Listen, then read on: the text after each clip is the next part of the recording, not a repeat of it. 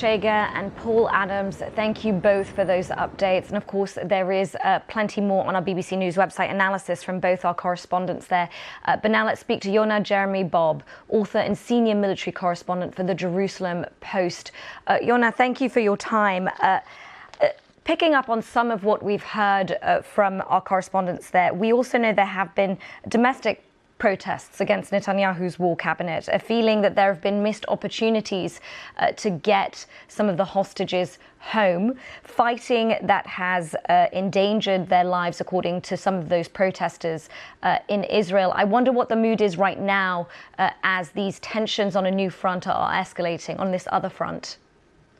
Sure. So I want to separate things into the Gaza front and the Hezbollah Lebanon front. On the Gaza front, a large amount of the country, I would say even a majority, are upset that the government of Prime Minister Benjamin Netanyahu has not already cut a ceasefire deal with Hamas to return at least 18 or 30 out of about 50 hostages that are still alive in order to have at least a temporary ceasefire with Hamas to get those people back, to give the country basically a break. Hezbollah is different, because there's 60,000 Israelis that have not been able to live in their homes since October. Remember, Hezbollah just unprovoked attacked Israel on October 8th.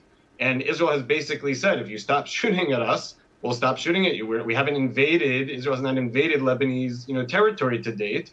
So I think the entire population is with the government on Lebanon because they see, Hezbollah doesn't have hostages. There's no reason that Hezbollah should be shooting. Whatever needs to be done to Hezbollah needs to be done in order to get them to stop shooting. I think the government supports the people support the government on that.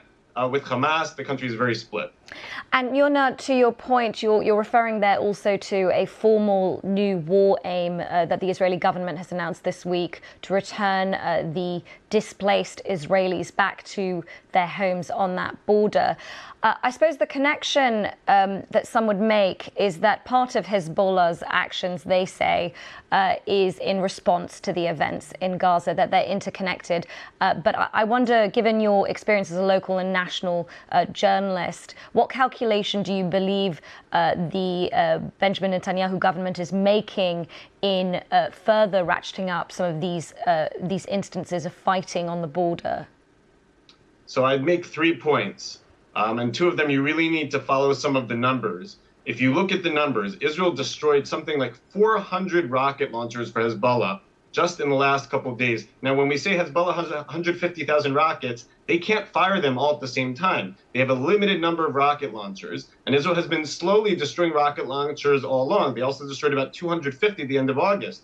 There could be a critical mass point where Hezbollah suddenly can't shoot the same number of rockets per day. Also, Israel has proven during this war, if you look back in April, Israel shot down 120 ballistic missiles from Iran. It's proven that it can shoot down the more advanced missiles that Hezbollah has. So if Israel was always worried about point number 1, being overwhelmed with volume, point number 2, long-range rockets, Israel might have an answer for both of those. And that brings me to point number 3, which is Israel does not want to invade southern Lebanon.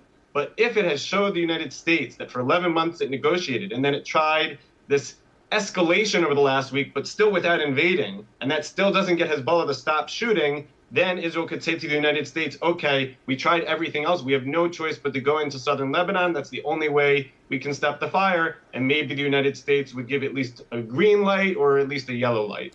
But so if that is some of the strategy there, the calculation, I want to bring up the comments this week from the UN Human Rights Commissioner, Volker Turk, who said the pager and walkie-talkie explosions violated international humanitarian law. How much does some of this global criticism make it more difficult for the war cabinet to make an argument like that to its allies, who have also been urging them to take better precautions against civilian lives? So take a look at the difference, let's say, between the United States has spoken about Hezbollah versus what's been going on in Gaza. In Gaza, it's very clear. They say Israel has killed too many civilians. Whether they've been following international law or not, I would argue that they have, but you can still, even if you can follow international law, and kill too many civilians.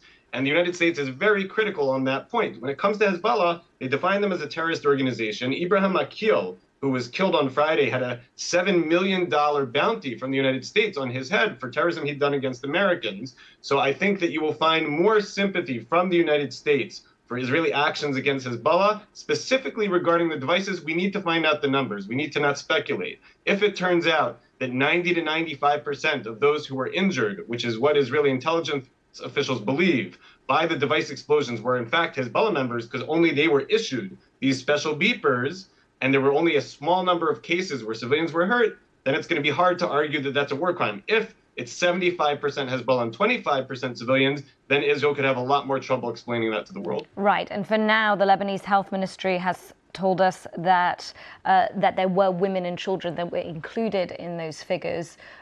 So we need to wait for more confirmation on that. But to your point, thank you for that analysis and your experience. We appreciate it.